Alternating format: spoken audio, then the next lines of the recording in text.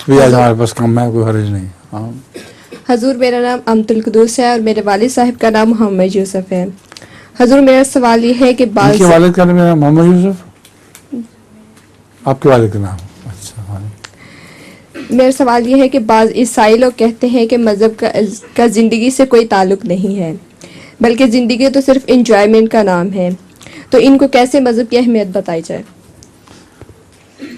ایسے لوگوں کو پہلے خدا کا قائل کرنا ضروری ہے اور یوم آخرت کا قائل کرنا ضروری ہے، ورنہ وہ بات نہیں سمجھ سکتے. زندگی انجوائمنٹ ہے، مگر کہاں تک انسان انجوائے کر سکتا ہے؟ آخر مصائب پڑتے ہیں اور انسان کی حالت بری ہو جاتی ہے.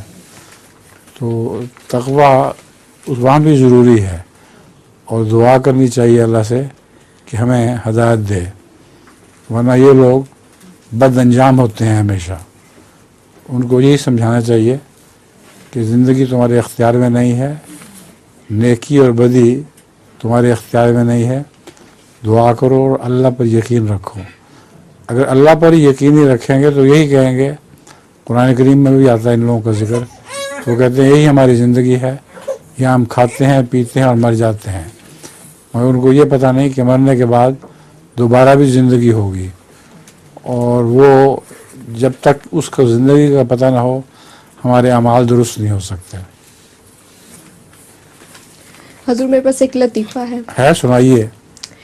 ایک انگریز پاکستانی سے کہنے لگا کہ ہمارے ملک میں لوگ ایک ہی رنگ کے ہوتے ہیں، لیکن تمہارے ملک میں کوئی کالا، کوئی سفید تو کوئی لال رنگ کے ہیں، اس کی کیا وجہ ہے؟